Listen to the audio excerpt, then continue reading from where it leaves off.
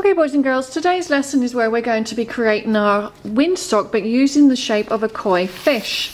And what I'm going to do is I'm going to set these guys to the side. I've got lots of examples for you to reference during the lesson.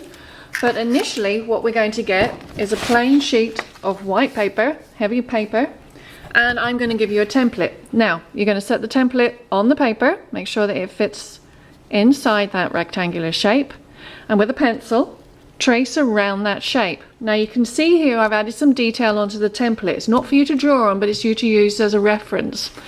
When you cut your shape out, you should end up with something like this, and then I'm going to give you a selection of oil pastels, because what we're going to do is we're going to draw designs using the oil pastel, and then we're going to do a watercolor wash over the surface. So anything that we didn't use the wax over on the white paper, the wash is going to cover it. Okay, so what we're going to do is, and I'm going to show you one that I've been working on, is we're going to do a design that is symmetrical on both sides. So everything that I draw on one side has to be exactly the same on the other side. Now, when I was doing my drawing, I actually used a white oil pastel. Now, drawing a white oil pastel on white paper you can't see, but when I do the wash over the white oil pastel, the pastel comes through, and I wanted to show you with this design here.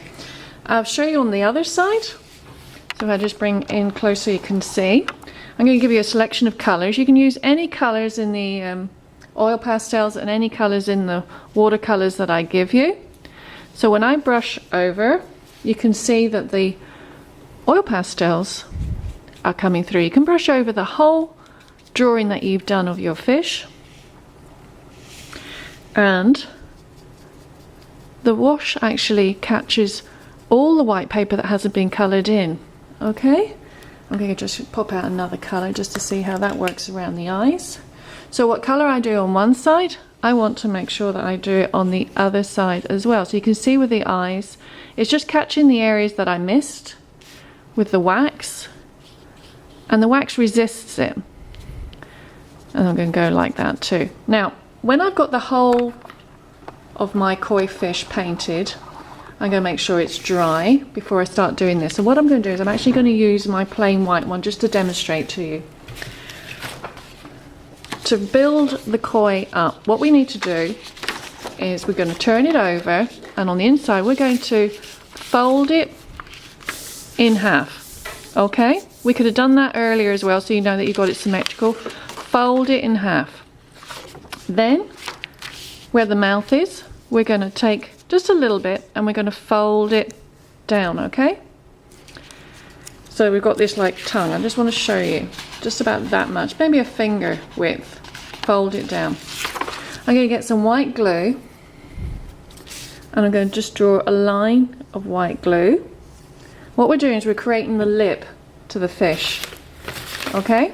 And then what I want to do is take a little piece of pipe cleaner, and I'm just going to measure. I just want it to be the right length. I'm just going to cut it.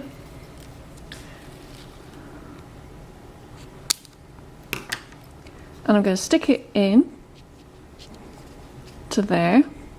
I'm going to roll it in and press it down. Now we're going to have to be a little bit patient for this to actually dry for us. Okay, so what we're doing is we're creating a lip.